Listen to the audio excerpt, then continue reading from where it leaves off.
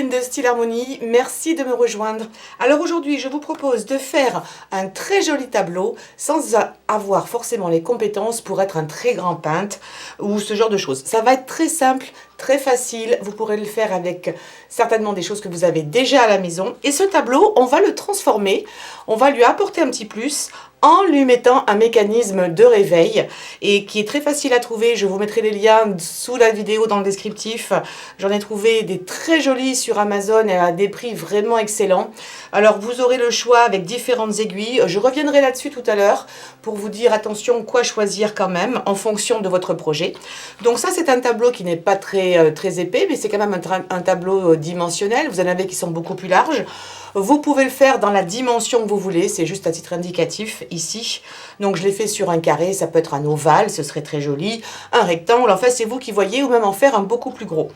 Vous pouvez trouver, donc je vous mettrai encore une fois les liens, des aiguilles beaucoup plus grandes, comme celle-ci par exemple, qui permettraient de faire un tableau beaucoup plus grand. Vous en avez de toutes sortes, un peu à tous les prix. De toutes les formes, et éventuellement ce qu'il y a de bien aussi c'est que vous pouvez toujours les retailler si vous aviez besoin parce que c'est de l'aluminium qui n'est pas très épais, et vous pouvez également pourquoi pas les peindre si vous ne vouliez pas les faire en noir ou en doré, rien ne vous empêche de les peindre avec un petit peu d'acrylique. Donc, ce qu'il vous faudra pour faire ce tableau, il vous faudra de la peinture acrylique ici, c'est ce que j'ai utilisé. Vous pourriez le faire avec de la peinture aquarelle, mais là on va travailler sur des couleurs plus vives, mais ça c'est totalement comme vous voulez. Et puis j'ai utilisé des petits embellissements que certaines d'entre vous m'avaient envoyé, là des petits papillons, je me suis dit que ce serait très bien. Donc il y en a que j'ai mis juste très léger, vous voyez le blanc là on le voit pas forcément énormément à la vidéo, mais dans la vie on les voit. Et puis je les ai mis un peu en 3 dimensions ici sur de la mousse. On pourrait les coller de la colle à chaud, mais j'ai voulu faire quelque chose de simple. Je n'ai pas non plus voulu mettre les chiffres au niveau de l'horloge parce que je trouvais que c'était bien comme ça. Si vous voulez mettre des petits points ou vous avez des chiffres en stickers, vous pourriez aussi le faire. Donc il vous faudra juste de la peinture, évidemment un pinceau, mais surtout pour cet effet un petit peu, comment dirais-je, de petits pois, parce que si vous voyez bien ce sont des petits pois, j'ai utilisé des bâtonnets de, comment on appelle ça, eh ben mince, bon, eh ben ça m'échappe, là c'est, il n'y a même pas en français, bâtonnet ouaté. Bon, je vais en ouvrir un autre parce que j'en avais besoin de plusieurs. Donc ça, on les trouve dans n'importe quel magasin, y compris dans des magasins qui ne sont pas de loisirs créatifs au niveau des tableaux vierges. N'allez pas forcément mettre cher là-dedans. Mais ça pourrait être aussi un joli cadeau à offrir à quelqu'un qui s'installe dans un appartement. Avoir une horloge quelque part contre le mur, je trouve ça bien pratique. Ce que vous pouvez faire aussi, c'est acheter des réveils comme ça à pas cher. Et vous auriez des toutes petites aiguilles aussi. Ça, vous les trouvez dans tous les magasins voilà, comme on dit, à pas cher. Je ne vais pas donner de marque en particulier, mais vous aurez compris. Il suffit de les ouvrir et de défaire le mécanisme à l'intérieur. Donc, coton-tige, ça y est, j'ai trouvé les mots. Coton-tige. Vous allez en prendre, alors là, j'en ai pris combien? 3, 6, 7. Vous allez en prendre, voilà, entre 5 et 7. Des petits élastiques. Et puis, vous allez entourer comme ça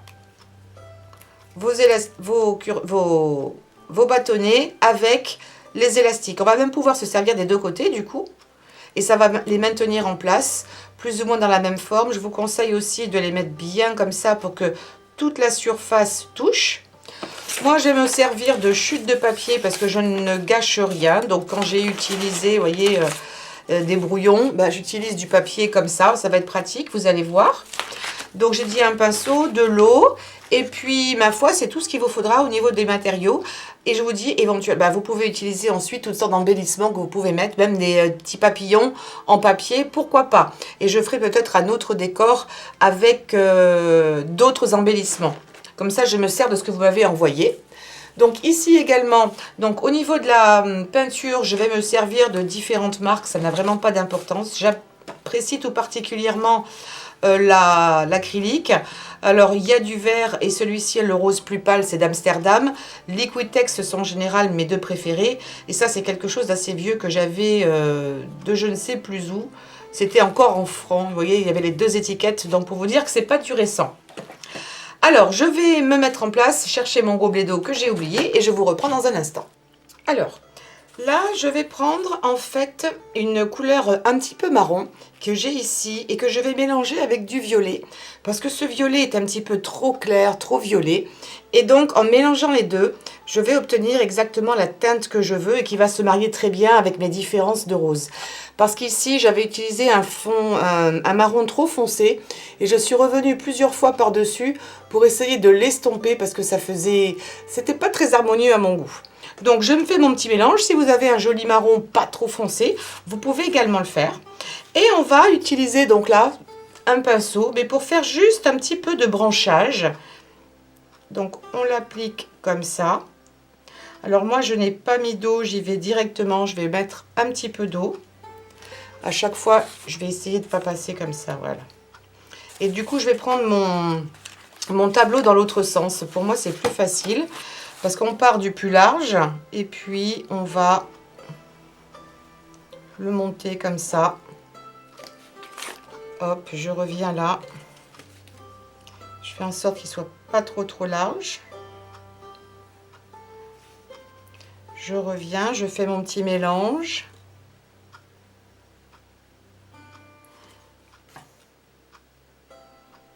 Vous voyez, ça c'est le branchage vraiment très facile à faire. Si vous de le faire à l'envers, ça vous pose problème, ben, vous le faites à l'endroit. Hein. Mais j'ai plus de facilité, ça me permet de finir plus fin.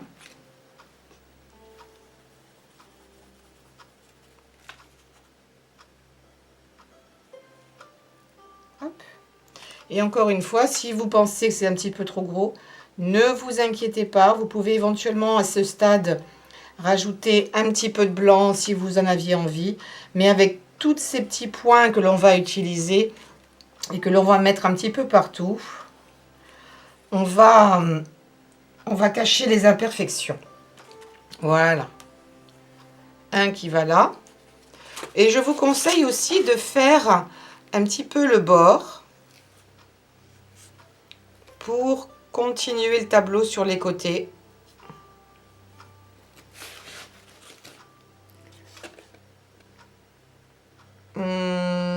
Là, je pourrais le faire continuer. Voilà. Ici, non. Mais par contre, je mettrai des petits points avec mes cotons-tiges. Maintenant que ça, c'est fait, on peut attendre un petit peu que ça sèche. Mais l'avantage de l'acrylique, justement, c'est que ça sèche quand même très vite. Je reviens un tout petit peu à des endroits où il y en a moins. Voilà.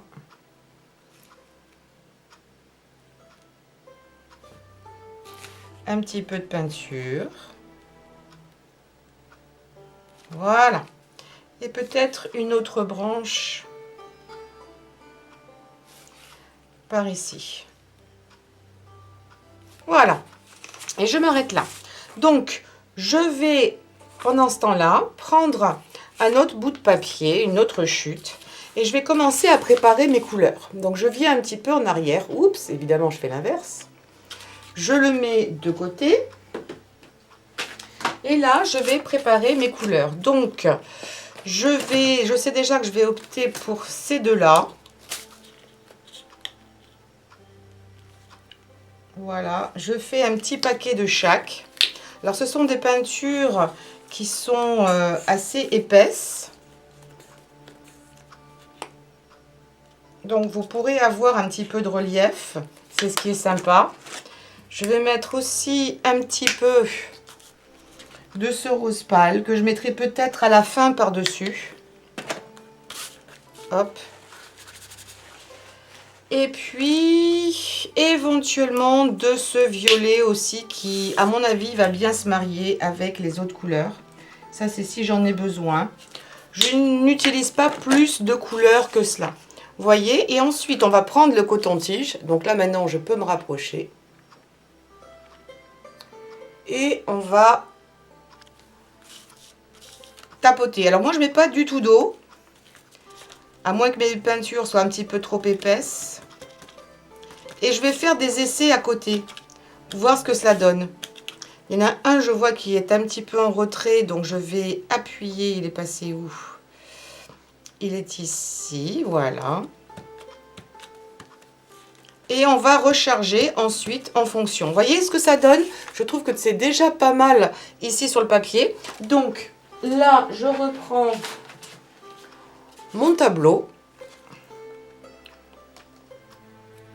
Je vais le laisser sécher encore 2 petites minutes. Et puis dès que c'est totalement sec, je reviens vers vous.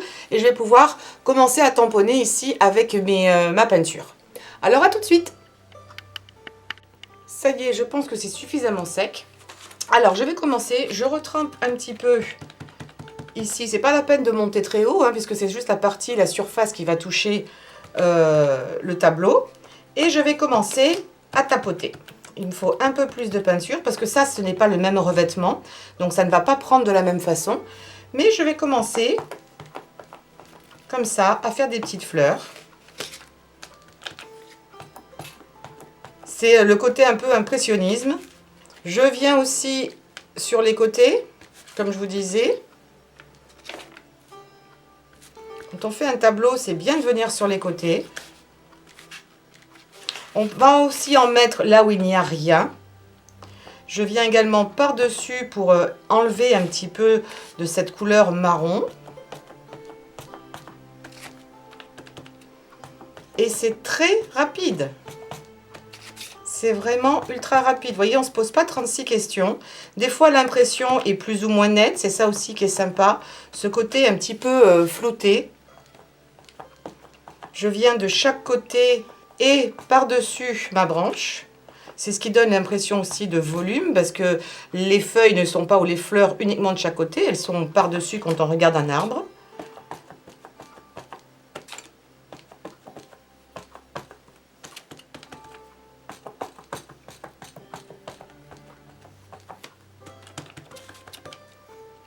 Et on continue comme ça.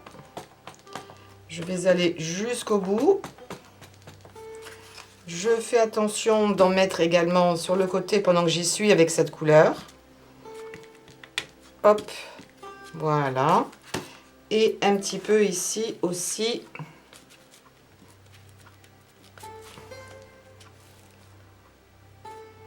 Et je le redescends même, voilà. Maintenant que ça c'est fait, je vais utiliser une autre couleur. Qui est dans des tons de rose orangé. Et j'utilise du coup l'autre côté évidemment. Que si jamais j'ai besoin de reprendre le rose foncé, il ne sera pas trop contaminé. Et je reviens par-dessus. J'ai une vision d'ensemble, je ne cherche pas le détail.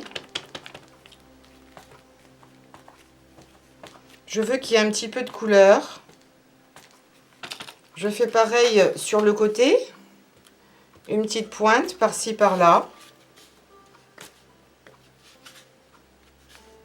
Hop, pas plus. Oups, j'ai un peu glissé.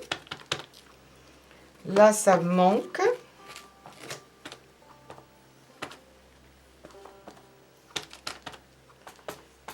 Alors, vous laissez plus ou moins de blanc entre chaque branche. Ça, c'est vraiment vous qui voyez. Vous voyez, je ne cherche pas à faire quelque chose d'identique à l'autre.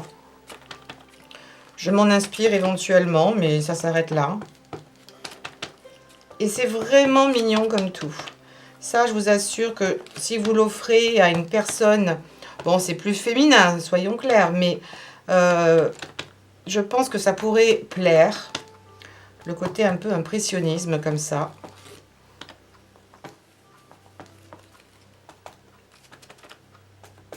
Voilà. Et là, je vais reprendre une autre série parce que là, j'ai utilisé toutes mes couleurs. Attention, essuyez-vous les doigts pour éviter d'en mettre là où vous ne voulez pas. Je vais reprendre des cotons-tiges. Peut-être que je vais le faire un peu plus petit. Un élastique. Là, j'en ai mis que 4. Pourquoi pas. Vous pourriez le faire après pour la partie... Non, attendez, je me trompe. Ça, c'est pas la partie feuillage. Je vais faire la partie rose beaucoup plus claire. Donc, j'en remets pas mal. Tous à la même longueur. Et puis l'élastique tout autour. Voilà. Ça, c'est bon. Je le mets un peu en forme de fleur pour pas que ce soit tout en ligne. Voilà. Et là, qu'est-ce que je vais mettre? Un petit peu, j'avais dit, de rose pâle.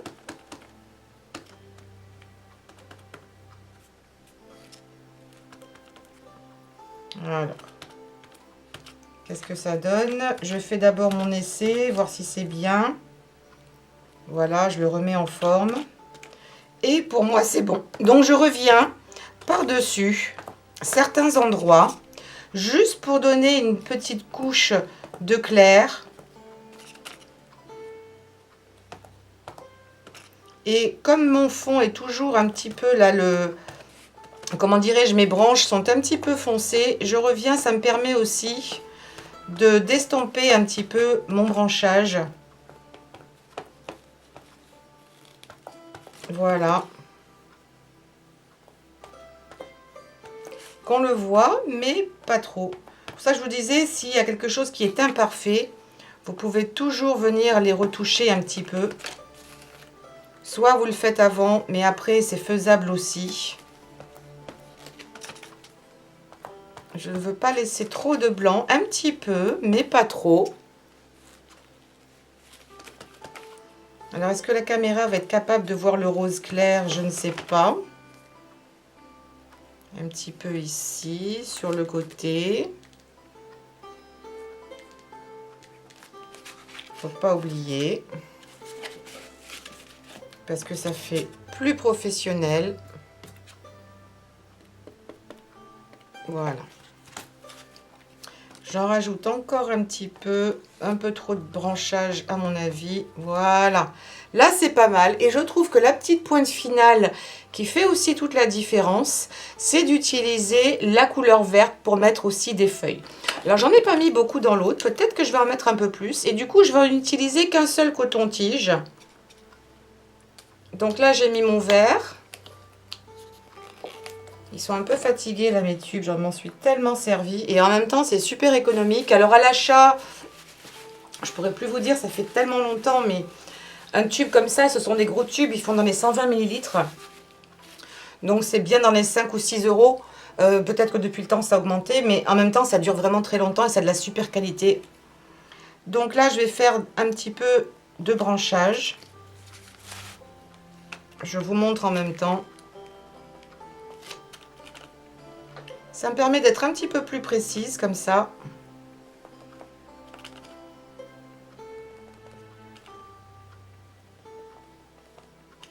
Et toujours avec les petits points.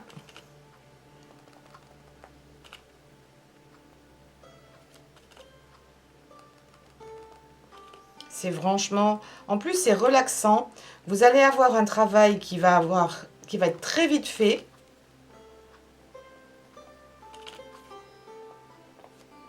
Et vous voyez, en plus, comme on a utilisé plus ou moins les mêmes couleurs, j'ai pas attendu que ce soit sec. Même si je mets le vert par-dessus, c'est pas dérangeant.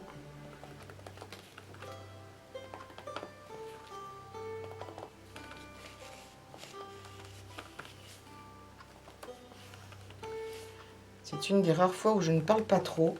Parce que ça parle de soi-même, hein, en fait.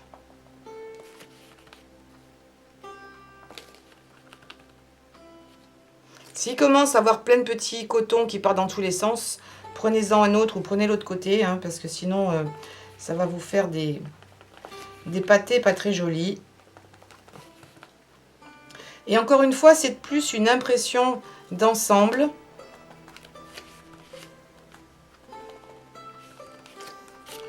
Je vais aussi en mettre un petit peu là, sur les côtés. J'espère que je ne serai pas trop hors champ. Mais tant qu'à y être, je vais le faire vraiment bien avec vous. Voilà, ça suffit, hein, le reste, on le laisse tel quel.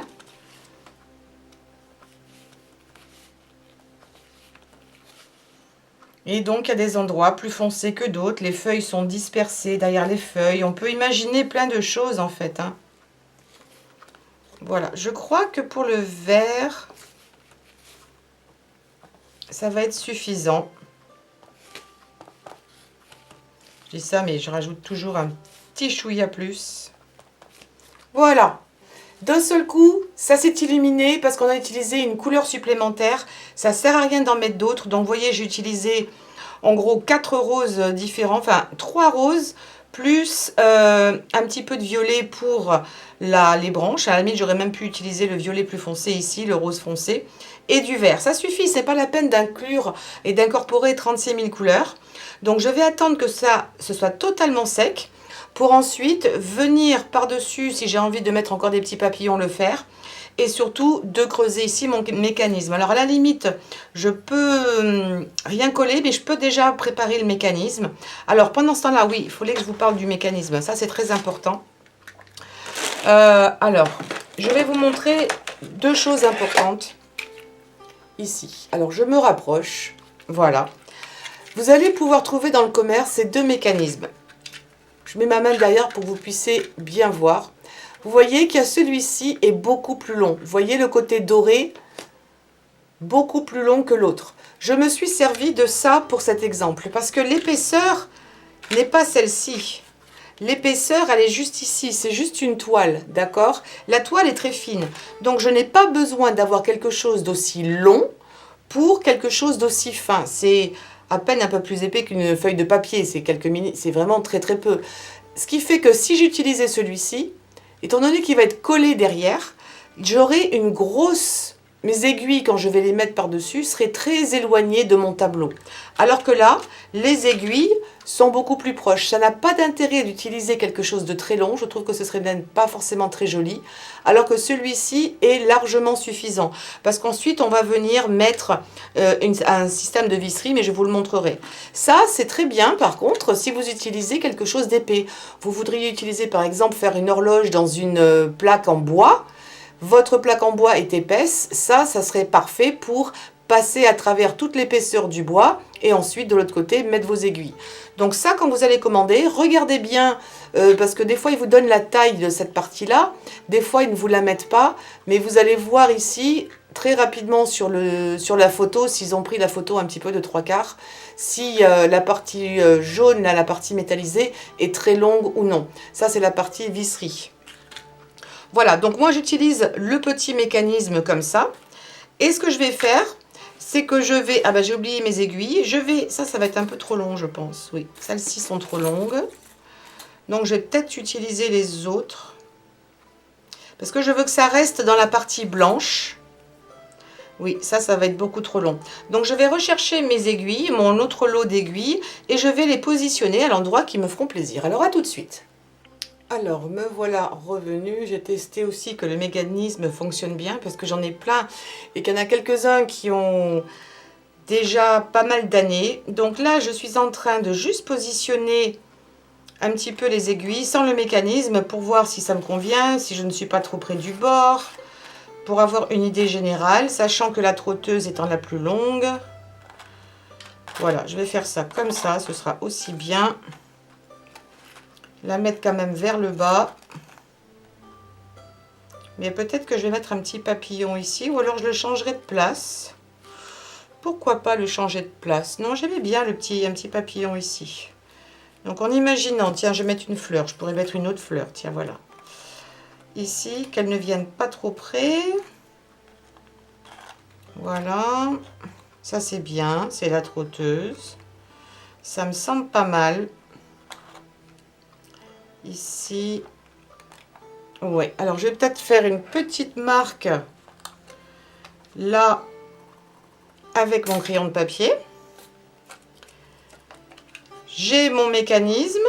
Alors pareil, dans les mécanismes, vous en avez qui vont donner cet effet là, donc avec l'aiguille qui marque et on entend le tic-tac. Vous avez d'autres procédés où vous n'aurez pas l'effet comme ça haché, mais elle va tourner tout doucement sans arrêt et vous n'aurez pas le bruit, vous aurez un bruit très léger de mécanisme. Mais franchement, le bruit n'est pas très très fort, hein, voilà. Mais sachez que ça existe aussi sans bruit. Alors, là, je vais venir derrière. Non, ça c'est bon. Je vais prendre des tout petits ciseaux. Et puis, je vais commencer à faire le trou pour passer mon mécanisme derrière. Alors, c'est très facile dans la toile comme ça. Allez-y quand même doucement. Voilà. Je vais essayer de ne pas mettre trop mes mains dans la peinture. Et puis, je vais agrandir le trou. C'est même pas vraiment la peine de le couper. Ça se fait tout seul. Celui-ci, ce canevas, ce tableau, je ne l'ai vraiment pas acheté cher. Peut-être dans les magasins à pas cher. Alors, qu'est-ce que je voulais utiliser? Voilà, ici, je vais voir maintenant si ça passe à travers. Je vais même le faire dans ce sens-là. Voilà. Je le remets. On va éviter de déchirer. Je vais agrandir encore un petit peu le trou. Allez-y en douceur. Okay, je fais... En plus, les petits ciseaux tombent à aux mêmes couleurs que mon tableau. Voilà. Là, je pense que ça devrait aller maintenant. Je force juste un tout petit peu. Impeccable. Alors, vous pourriez mettre... Si vous, je ne vais pas l'enlever maintenant du coup. Mais vous pourriez mettre ici éventuellement du scotch double face si vous voulez que ça tienne bien ou un petit peu de colle. Le scotch double face, ça me paraît pas mal parce que si vous avez besoin de le changer un jour, ce sera plus facile à enlever que si c'était collé avec de la colle. Et sachez aussi que certains des mécanismes viennent avec ceci. Ça, c'est pour pouvoir accrocher. Ça se met comme ça. Alors, il y a plein de petites choses aussi qui peuvent venir hein, par-dessus. Il y a au moins ces deux choses-là qui viennent. Ça, c'est pour coincer le mécanisme. Je vais vous le montrer dans un instant. Et une petite rondelle. Il peut y avoir encore d'autres choses. Ça, vous le mettez dans ce sens-là. Et ça vous permet ensuite d'accrocher le mécanisme avec votre horloge, votre décoration, directement contre le mur. D'accord? Ça se met comme ça. Pas comme je l'avais mis au début. Ça n'a aucun intérêt. Donc, ça se met bien comme ça. Là, je ne vais pas l'utiliser. Je vais le garder peut-être pour autre chose. Parce que je vais directement ici. Comme mon mécanisme est plus fin ici que ça, je vais mettre une accroche ici et accrocher directement le tableau contre le mur. Donc ça, je le mets de côté. Maintenant que ça, c'est en place, voilà, je peux éventuellement couper tout ce qui n'est pas joli et qui s'effiloche un peu. Ah, je suis désolée. Le téléphone. Voilà, d'habitude, je l'éteins. Alors... je viens simplement couper un petit peu ce qui ne va pas. Alors, vous savez quoi? Je vais quand même l'enlever. Voilà. Et enlever le petit côté effilochage. On pourrait aussi le caler avec un petit peu de colle.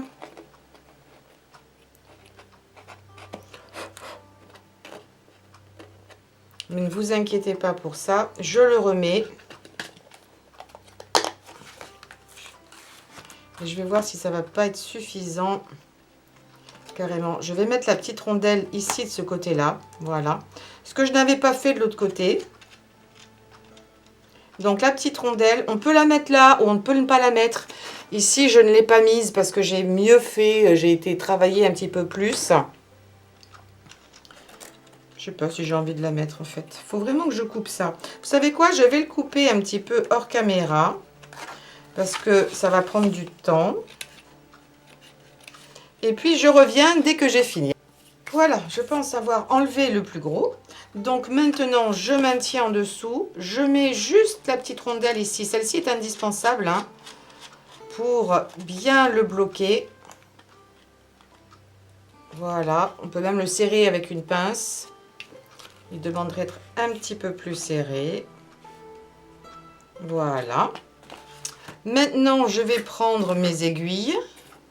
Donc, dans les aiguilles, vous en avez toujours sur l'une des deux, celle qui a un gros trou et celle qui a un plus petit trou. Vous commencez par celle qui a le gros trou. Alors, je maintiens en dessous pour ne pas abîmer mon tableau. Ensuite, je viens mettre, donc ça c'est l'aiguille des heures, la plus petite. Je viens mettre ensuite celle des minutes. Voilà. Et par-dessus, je vais mettre la trotteuse. Et pour terminer, je vais mettre une pipille. Donc il y a des mécanismes aussi qui demandent 2 piles. Moi j'ai pris un mécanisme avec une seule pile, tant qu'à y être.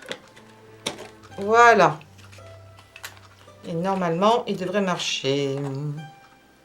Voilà, il faut faire attention aux aiguilles parce qu'on peut facilement les déformer. Et j'ai retrouvé ça en cherchant tout à l'heure. Vous voyez ce que j'avais déjà fait il y a pas mal de temps.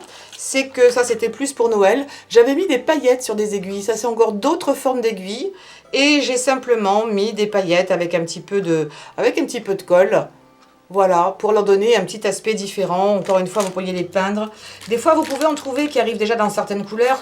Mais ce ne sera pas forcément les couleurs de votre choix. Et maintenant, on va venir mettre une petite décoration par-ci, par-là. Alors, parmi tout ce que vous m'aviez envoyé sur les papillons, je me suis dit il fallait absolument m'en servir. Donc, je ne sais plus qui m'a envoyé ceci. La personne se reconnaîtra. N'hésitez pas à dire les petits papillons en papier, c'est moi. Je me suis dit que ce serait parfait pour les mettre ici. Et même s'il y en a un qui est dessous, là, ce serait pas mal. On pourrait également utiliser les petits papillons pour faire une simulation de chiffres. Pourquoi pas, en les mettant de chaque côté. Donc, ce que je vais faire, c'est que je vais utiliser un petit peu de colle. Je n'ai pas préchauffé encore mon pistolet à colle. Donc, j'espère que ça va quand même suffire. Et puis, je vais mettre des petits papillons ici et là. Donc, j'ai plié un petit peu le papillon 2 pour lui faire du volume. Je mets un petit peu de colle et je vais positionner des petits papillons ici dans l'espace qu'il y a de vide. Je pourrais en utiliser des plus gros, mais je préfère rester sur des petits. Je vais faire quelque chose de différent de ce que j'ai fait avec l'autre.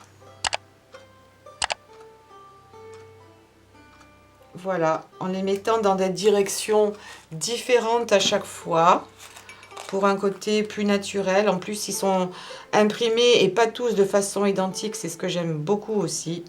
Et je pense que je vais m'arrêter à 3. Je vais peut-être changer celui-ci pour mettre celui-ci. Je vais essayer d'enlever ça, hop. Et de le mettre un petit peu plus haut. Je change d'avis, j'ai le droit. Et je pense que je vais le mettre là. Voilà. Et je vais considérer, voilà, comme c'est mignon, je reviens en arrière pour que vous puissiez bien voir. Et je vais considérer que ce tableau est maintenant terminé. Vous pouvez encore une fois l'adapter en fonction de vos propres goûts, de vos propres couleurs. Mais regardez comme c'est mignon, ces petits papillons, c'est tout fin, c'est tout léger, ça donne vraiment une impression de printemps, d'été. C'est très très agréable. On a également peint un petit peu les côtés, juste ce qu'il faut. Ça a été fait en finalement peu de temps parce qu'après ça sèche très vite, vous avez vu. J'ai même pas attendu que ça sèche. Bon, je me suis un petit peu mis de peinture, mais ça c'est pas grave. Et déjà c'est terminé. Donc franchement, n'hésitez pas, les mécanismes ne coûtent pas cher. Encore une fois, je mettrai les liens dans le descriptif sous la vidéo. Et puis amusez-vous bien, faites-vous plaisir, faites-vous une petite décoration dans la maison avec des petites fleurs et des papillons de printemps. Si vous avez des tampons, vous pourriez utiliser des tampons aussi, pourquoi pas de papillons à la place des cotons-tiges, mais c'était vraiment pour que ce soit abordable par tout le monde. Le canevas ne coûte pas très cher dans les magasins qui ne sont pas spécialisés forcément en art, et vous pourrez vous faire un petit truc super sympa.